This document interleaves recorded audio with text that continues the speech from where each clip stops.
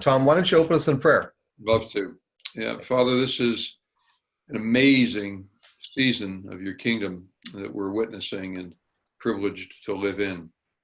And as the world goes into deeper, dark places of hate and violence and racial bigotry, Lord, we believe that your kingdom is the hope of the world.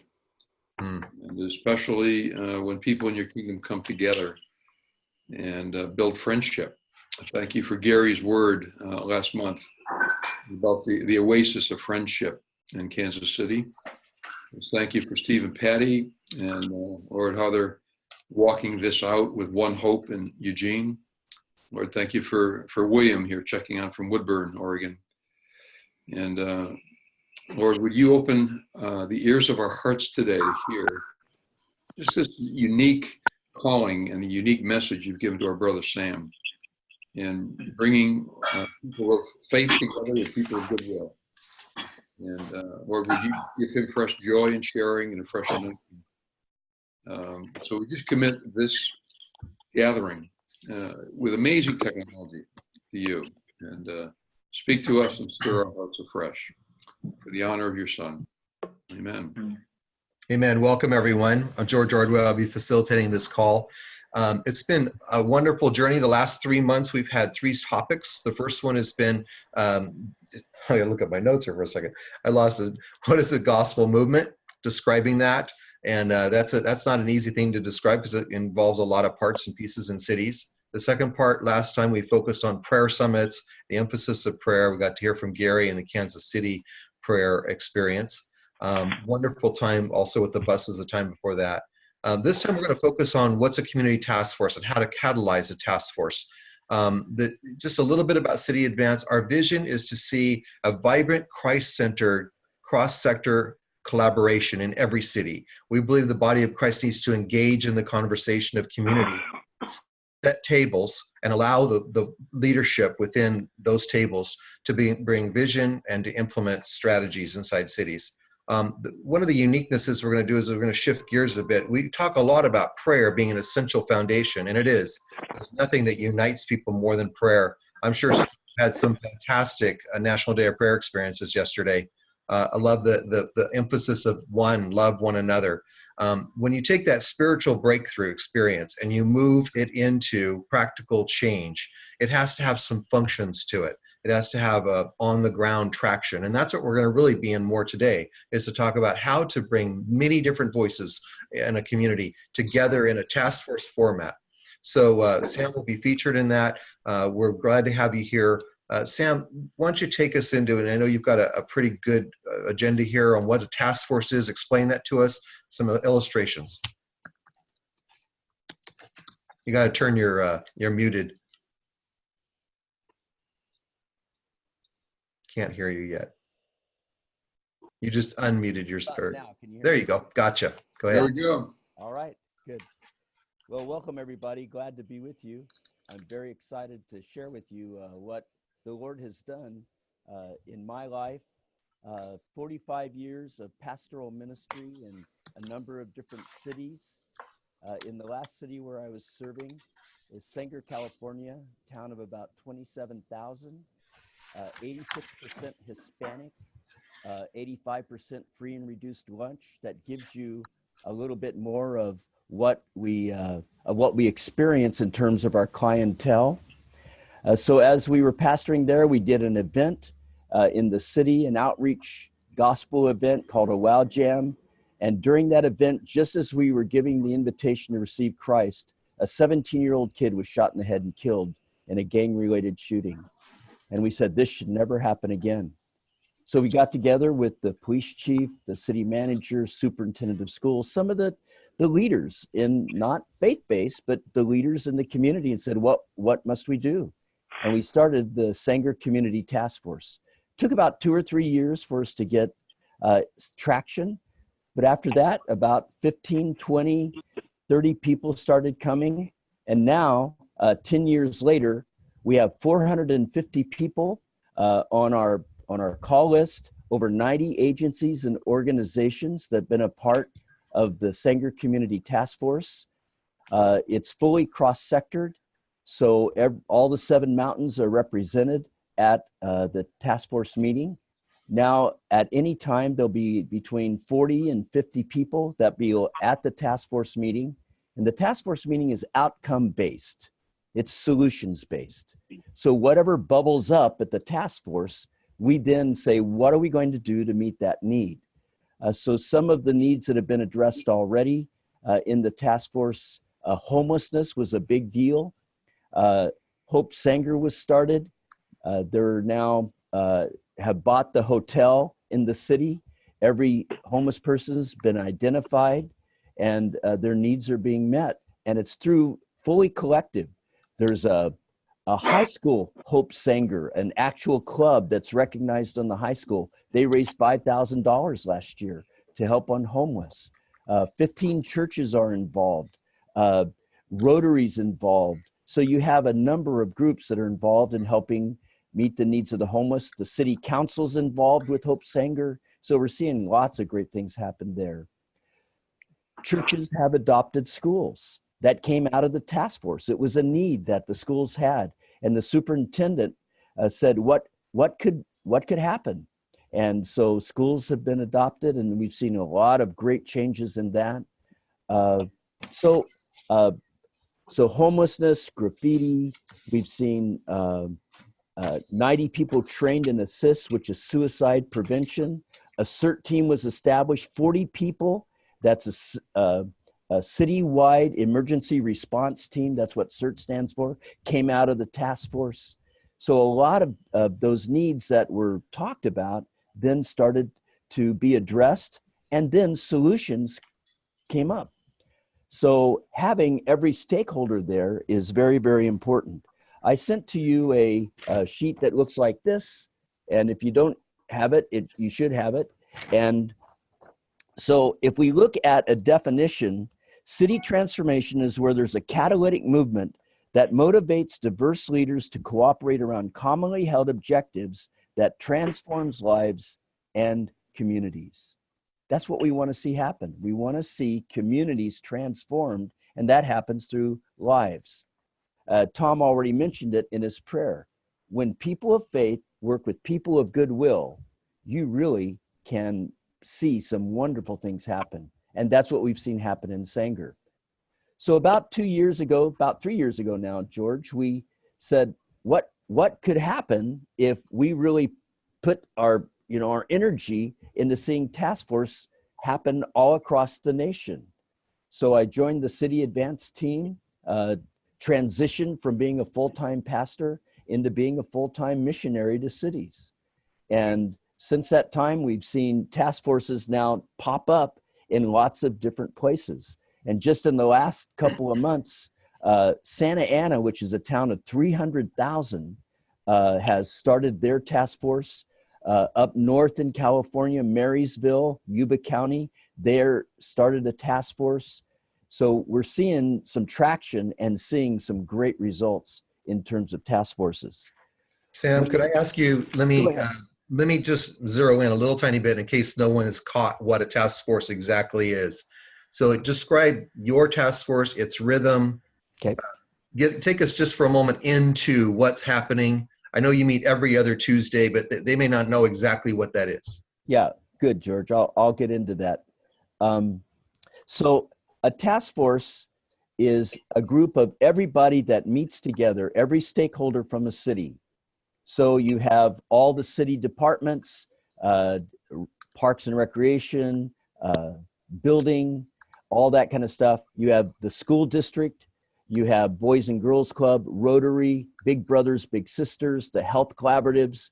You have all of the different representatives. At our very last meeting, TJ Cox, who is a representative, an assemblyman, came in and presented for 10 minutes at our group.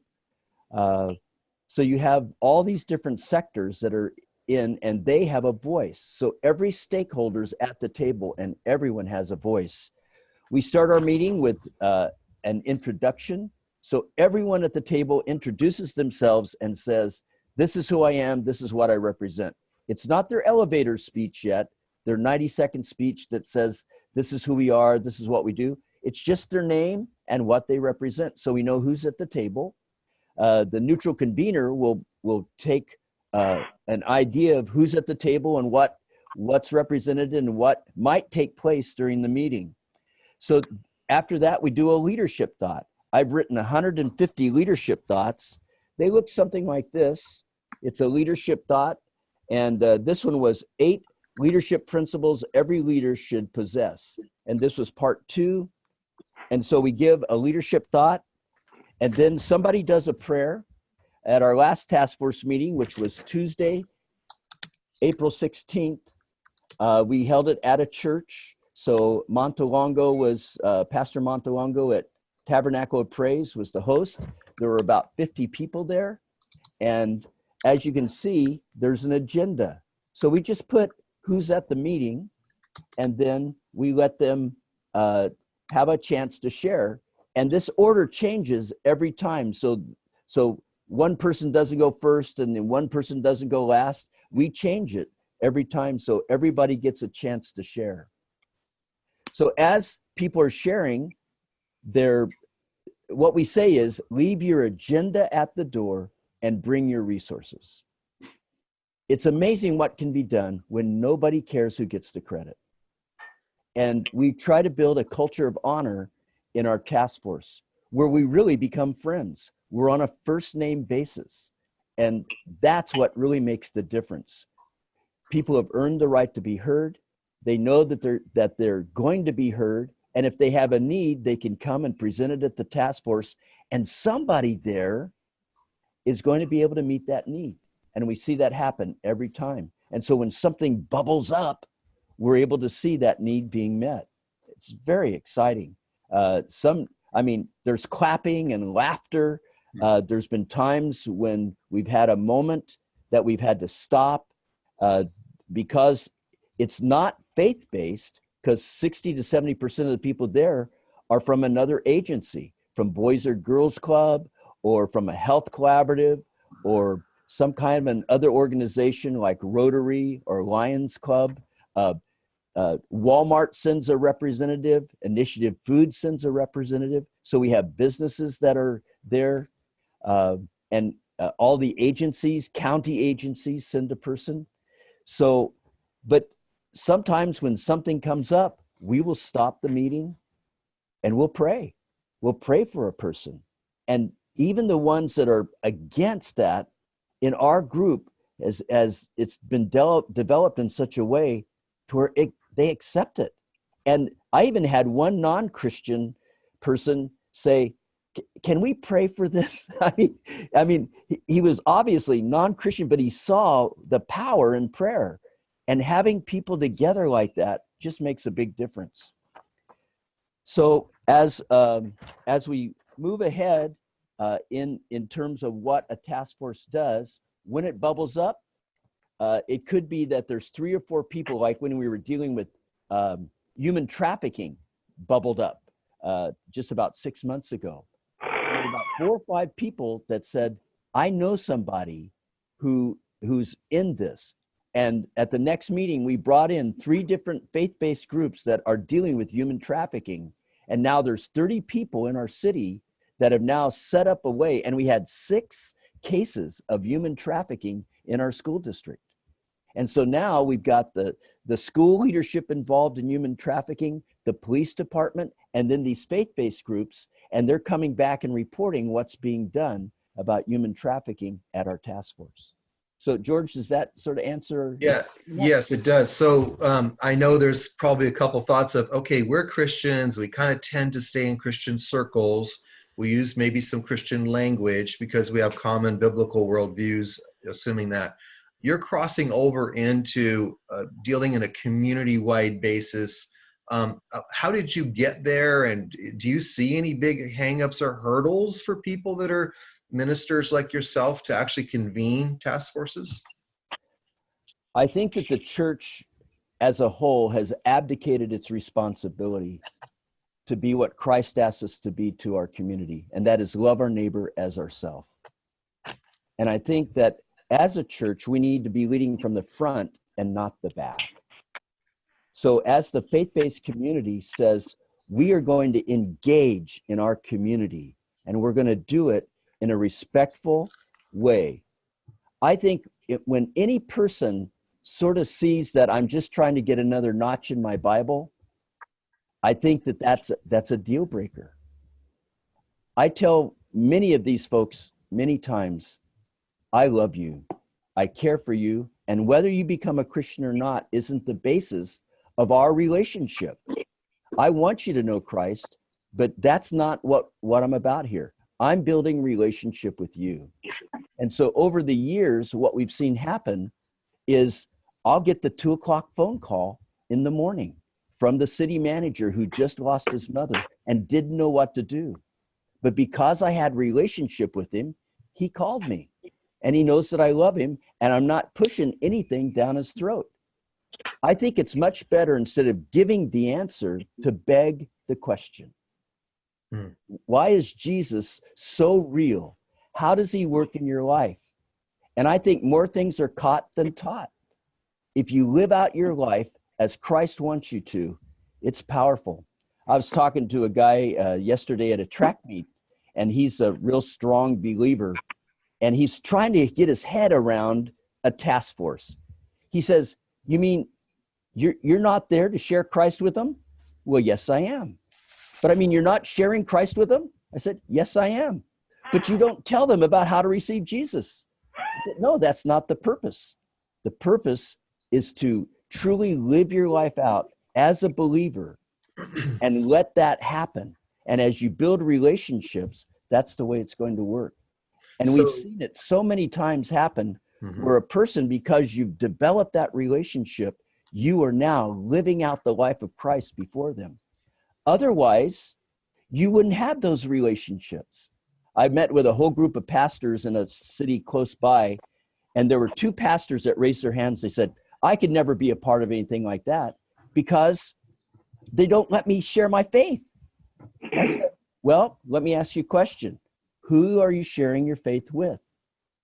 If you don't, if that seat is empty, you have no relationship and you're not sharing with anybody.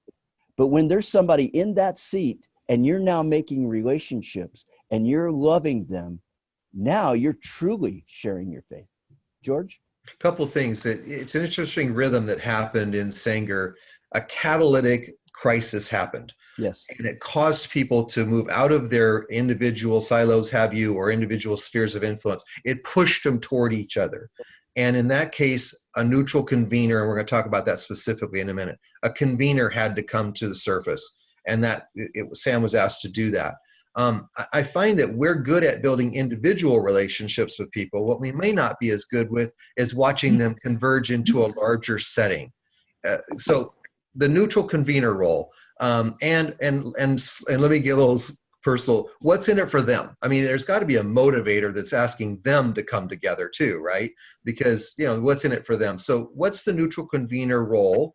Is it a unique person? Is it a skill set? Can it be taught? And then what's in it for the people around the table? Yeah. The neutral convener is actually the special sauce of the task force. It's someone who's been called out by the community to be there and to lead the group, to facilitate. It's a person who's already earned the right to be heard. They already have that influence in the community. It's somebody who is respected, who already has relationships with a number of people. So for me, 30% of my job as a pastor was community. So I was already the chairman of the board for the Chamber of Commerce. I was the chaplain for the police department. I usually serve as the MC for the large events like National Night Out and those kinds of things. Tomorrow I'm the MC at the big women's club event. And so people already knew me. They knew my face. They knew who I was. And an amount of respect and credibility had already been given. So to move into the neutral convener role was just a natural process for me. The neutral convener, I believe that there's that person of peace in every community. The scripture talks about that man or woman of peace, and they are the natural neutral convener in a community. And every community has one. They just need to be sought out, and then they need to be taught, because there are skills to neutral convening. When you have that many people in a room, it could get hijacked in a heartbeat. And that's happened, where a person has come in and they have their own agenda and they want to use this group for their own means. And I've had to take them aside, eyeball to eyeball, and say, no, that's not how this works. We're not going to do it this way. As the meeting is going on, you listen with your eyes, you look around, you see what's happening, you see who's engaged and not engaged. You see that person that's really struggling. And then, of course, you always have a kairos moment. A kairos moment is when something was said or something was done that's not going to take over the meeting, but you don't want to miss it. And so you have to be aware of those things so that you can move on to, is this something that we really need to pay attention to? And it's the neutral convener that allows that to happen. George? What's in it for the people I've been to? So Sam's context is every other Tuesday for 9 years, 50 to 60 people have gotten together. 9 years, every other Tuesday. So that's out a little extraordinary. Sam, what do you think it's in for the people? Why are they coming? What are they getting out of this? Okay, the task force, we actually, when we first started, thought it should be a 501c3. But then we realized we got we did everything except we said this would kill us. So we meet at a different place every time we meet. So we'll meet at the briefing room in the police department or the city council, or we'll meet at the school district boardroom. We'll meet at the community center. A group will host a meeting. It starts at 8:30 in the morning. They'll bring some nummy crunchers, something good to eat. And there's almost now kind of a competition on who's going to have the best stuff to have. There's this one church that serves a full breakfast, and everybody wants to meet at Calvary Fellowship because, I mean, these guys, they do it. So once we're there, the only way they know where we're meeting next is an email sent out. And so 450 emails are sent out on a Friday and then the Monday before the meeting, because we meet the first and third Tuesday of every month. And what's in it for them? So the person who is the head of the LEAP program, the after school program, and they have, I don't know, probably 1,500 to 2,000 kids involved in the after school program. And the head of the Girl Scouts, a gal named Kathy Ferguson, who's head of all Girl Scouts here in our valley. They were both at the meeting, and Kathy said, I've got this 8-week leadership program for Girl Scouts, and we don't have any place to have it. The LEAP program guy said, hey, I think we can do this. Are you ready? Over 600 girls have gone through the Girl Scout leadership program because that connection was made. That happens almost every time we meet. Somebody has a need, somebody is there that can meet that need, and people keep coming back because that happens. So that's what's in it for them. Not only that, but the first name bases, the relationships that are built. Really the exciting thing about a task force is the task force meeting can be pretty exciting, but it's what happens after the task force. That's where the real gem is, because now they've met somebody that they didn't even know existed. Sometimes in communities, you have duplication of services. So you've got, 6 people that have a food pantry, but the other people don't know that they have it. So now when they say, you got a food pantry, you got it, wow, let's get together. So that's the kind of stuff that happens at a task force. So Sanger, there's a term called collective impact, and it was a paper written by Stanford University. So you can go on Stanford University and look at collective impact. Sanger was written up as one of the greatest turnaround communities in America by Stanford. The school district was the focus. Behind that was this communication, this conversation, the task force, bringing people together. But collective impact is exactly what he said a moment ago. It's when maybe 3 or 4 organizations have some stakeholder level into one cause, whether it's homeless, human trafficking, whatever, poverty, whatever it is. And they converge together because they're around a table, and it takes off into an initiative that makes changes that are all collective impacts that can be dramatic. The role of the church in that, and then I'm going to open up for questions. So let me just kind of put a ribbon on this part. The role of the church in America today has to take the message of being ambassadors for reconciliation and put it into the street and go ask leaders, how do we converse together? How do we have civil conversations? How do we work toward a community benefit? I believe that the role of the church as a prophetic voice has the ability, as ambassadors of reconciliation, to work with people from many different sectors and bring a civility that ends up with collective impacts. That's what a task force does for me. I've seen them emerge from need and crisis. I've seen them emerge because people they feel like that they're not powerful enough within their organization to get something done, and they see a bigger picture. So task forces, I think, are an essential part of what the church can do, but our voice has to be heard, and we have to practice a community convening to do that. And Sam teaches people how to do that now. But let's open up for questions. Any particular thoughts that have come to your heart that you'd like to share?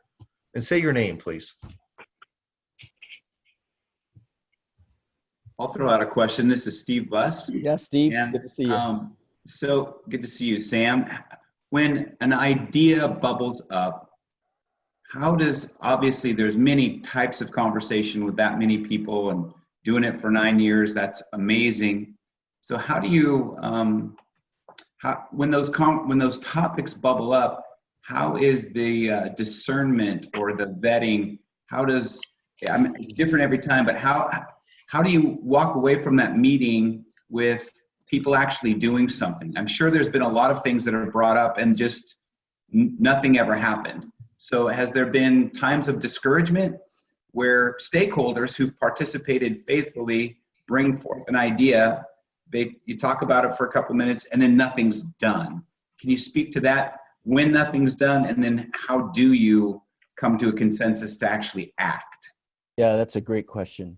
So the difference between a task force and an initiative, there are a lot of cities, as I go into them and I find out and they hear about a task force, they say, well, we're already doing that. Well, what they have is they have initiatives. So initiatives are focus-based groups. You have initiatives on crime or homelessness or education or health, or those are initiatives. The task force is everybody at the table at the same time. So when something bubbles up, we find out, we really stop the meeting at that time and we say, okay, who are the stakeholders here at the table that are vested and have a passion about that particular initiative? And then we will appoint someone who seems to be the leader, and that everybody says, yes, you're the leader of this, because we say it right there at the meeting. You'll be the leader. Will you do that? Yes. They're going to meet outside of the task force and come back and report what their findings are. Sometimes it takes 6 months to a year to come up with some kind of a solution. Sometimes it only takes a month. But when they come back, they have to bring a report to us.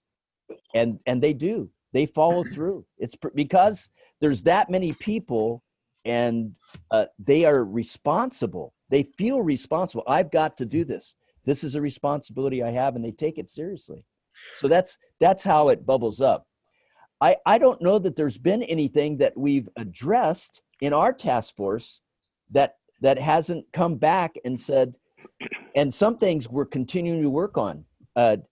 There were over 1,000 gang members in Sanger, Norteños, Sordeños, Bulldogs, and in the Chancla in Sanger, there was a time when you couldn't even walk down there. And so just yesterday, there was a big sweep. So we're still working on gangs. But part of what took place in Sanger is a gang initiative came through the task force, where now if you're a gang member and you're with another gang member, it's already PC to be arrested. And we had to work through a process of about a year to get that gang injunction put in place. Good, Steve. Steve, good question. And again, been to a lot of task forces, so there's a little difference between the missional type, purpose, vision-driven organizations that we have, and assuming that the initiatives that we're carrying, our particular mission, vision, purpose, is going to be projected on people. You can't do that at a task force. Right. Task force is a pure, secure roundtable. And it allows everyone to have a voice. And when the voices come up, the facilitator picks up, as you said so well, he discerns that one. Let's emphasize and empower it. That one, let's redirect it for another time. And so the task force really is an open community conversation. The involvement and commitment of the people that come actually empower them to do the work. Yeah. One time this gal came in, she just lost her brother through suicide, and she blamed the police for it.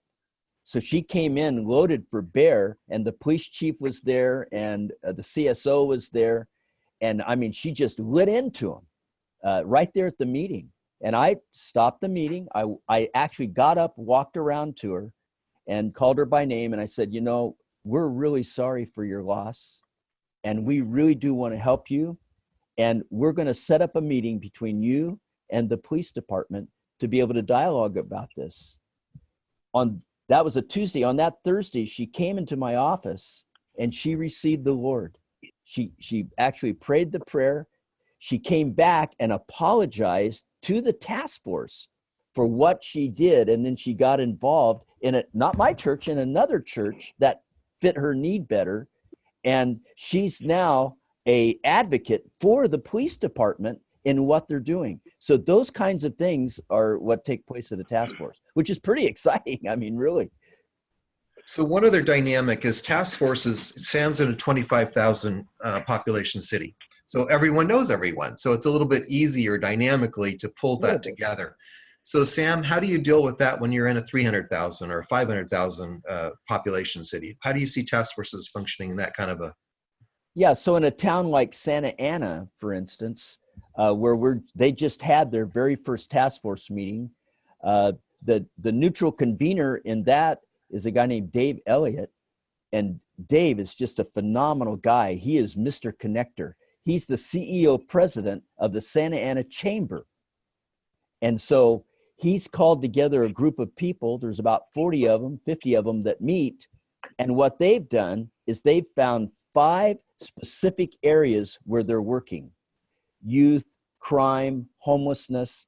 And at their very first meeting, they found 5 individuals who are going to speak to those issues. And when they meet on May 21st, they're going to come back and they're going to report on the groups that they met with. For instance, the one that was involved in youth, a guy named Steve Bressler, who's a crew guy with Campus Crusade and on staff at Saddleback, he became the person who was going to oversee the youth part of that. So he's pulled together about 25 other people that have already met. They've talked about what the issues are, and he's then going to come back and report to what they discovered. So in a bigger city, that's one way. Another way is that you break the city down into high schools or communities, maybe even voting districts, and they create their own task force within that, and they have their own task force meeting, and once or twice or 3 or 4 times a year, they meet together in one large task force with all the neutral conveners there. And so that's another way that's been going about having a task force. Good. Other questions? Yeah, Sam, this is Alan Doswald. Hey, Alan. And hi, we're just in the same city. We should talk more often. This is very interesting. I'm thinking about Fresno. Our metro area is about 600,000. And you and I have talked about this before, how we could do this in a big city. And we have chronic problems that for over a decade, we have had one seminar conference after another dealing with homelessness, and it's worse than ever. Yeah. And have you seen, Sam, a task forces like it would be like a homeless task force, but it's an ongoing, not a side task force, but an ongoing task force in the city till the problem's solved, but including all the players that have the ability to help solve it. Have you ever seen that? Yeah, that's what we did in Sanger. That's specifically what we did in Sanger. We have the mayor that's on that homeless initiative, along with faith-based, along with the school district. There's 121 homeless kids in our school district that have been identified. And so when we identified them, we're working with the care team, which is a set of psychologists that are a part of the school district, about what are we doing to address that. And we've actually found Section 8 housing for some of those families. So did you do this as a subset of your citywide task force, or did you split off another task force to focus on just homelessness? No, it came out of the task force, and then this became a subset. Okay. And then they come back and report to the task force what's being done. Great. Sounds so great. They meet outside. The human trafficking group, they meet outside and then come back and report. Some of the businesses with Chamber of Commerce, in terms of economic development, they meet outside of the task force and come back. The mayor is usually there and shares what's going on in the city. Usually a representative like Patterson's office or BIDAC's office, they're there at our meeting, and they always give a report on what's happening statewide and some nationwide. So those people are there and they share what's happening also. That's great. We'll talk, Sam. I'll give you a call. Good. Okay. There is another example, Alan, in one of Marysville, Yuba City, two communities right next to each other came together. They have a homeless consortium. It's been meeting for a little while, and it's about 70 leaders that are focused specifically on that subject. And so, yes, those can be initiative-driven type task forces, and you know that because you've started some of those. But other questions? Great. Anybody else?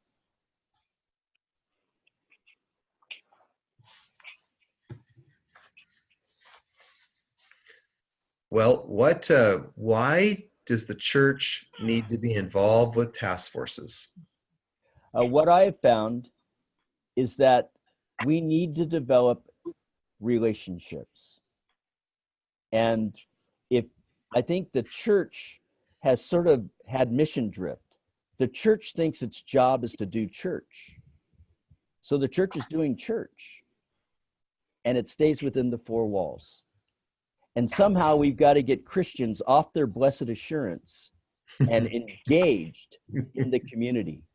And what happens in a task force is now you are rubbing shoulders with leaders and people that are in the community who aren't faith-based. They're not involved in church. And these are really good people. They're doing great things in our community, and they really care.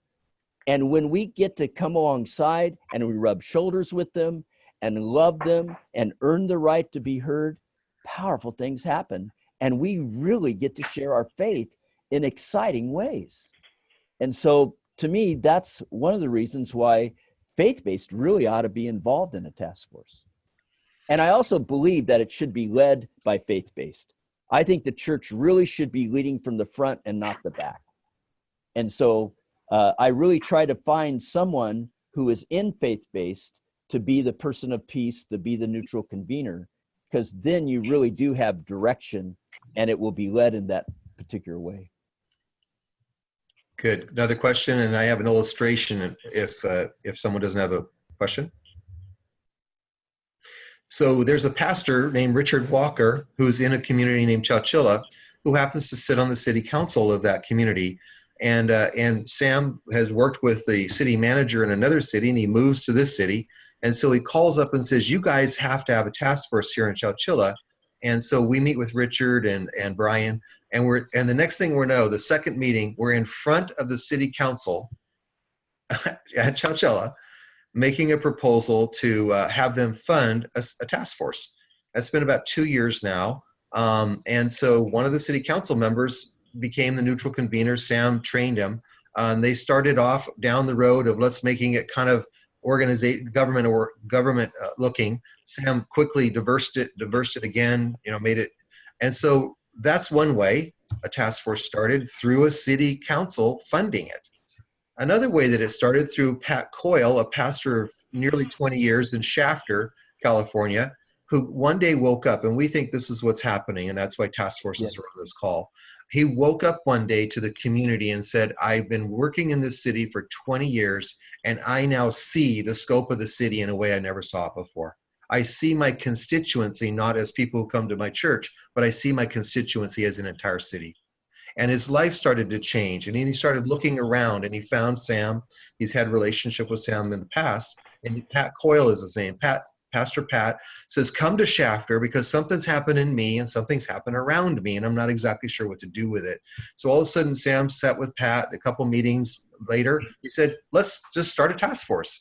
So Pat invited some friends and people from the community, and now it's been about 6 months, if I remember right. And so Pat is in this seat, and all of a sudden he's got a flood of people coming to the table from every sector in the community because a pastor now is pastoring a city. So we think that's what the church is. We think that there are pastors who are going to step across and they're going to recognize they're being pulled into or they're being drawn into this role of being able to be pastors in a community. And task forces just give us a table. We can't ask the community to come to a prayer summit and accept the prayer method that we use, but we can go to their language and set a conversation table because that's what they understand. And inevitably, every time I've ever been at one of these, there was some kairos moments. There was some unique moments from I believe, God moments. Yeah. So whether it comes from a city or it comes from a business guy, I've seen it do that. It comes through a pastor who really gets a wow moment, or it comes through a community leader like us who are mission-driven agencies, Christian agencies. We recognize that if we don't collaborate as agencies, we lose power. We don't have the ability to influence fully. I mean, Matt's here on the call from New Jersey, Star of Hope. It's been about 30 to 40 years. Star of Hope has been an integral part of Paterson, New Jersey. But they have a strength of collaborative effort, and that's happened through building relationships. Why don't we take the Christ reconciliation call and the collaborative skills that we have and take those out into a community setting? That's very good. So, William, tell us about what's happening in Woodburn. Well, an interesting thing happened on our road. So when you guys had the city advance up in Portland, I sat in Sam's breakout session and talked to them about city advance, about the task force. We planned a launch for September of 2019, which is coming up soon. And then 2 years ago, Salem Hospital, Salem Health approached us and said, would you apply for a grant to start a city task force? And we said, sure. When would you like to do that? And they said, we'd like to launch in September of 2017. So God apparently had a little different timetable for us because we were going to try and get everything together and align everything. So we started that. Our task force meets once a month. It's primarily based upon getting silos of service that are isolated to come together and work together. We're trying to break out and do some more upstream stuff. We're not gaining a lot of traction with that yet. So we have 68 different agencies that have attended, come to the table. We have anywhere from 25 to 50 people who show up once a month on the, what is it, Kurt, the second Tuesday? And we sit around and discuss things. Most of ours is about sharing resources that are available in the community. So Kurt and I co-convene it. I facilitate it. Love Inc. is the fiscal sponsor. Another one was started in the North Marion School District area. Love Inc., Love in the Name of Christ is the fiscal sponsor for that. Kurt and I are also the co-executive directors for Love Inc. of North Marion County. And so we're with that. We just met this week with Salem and trying to get them to start a task force and to do some stuff, service integration. So we're just kind of in over our heads, not knowing what to do.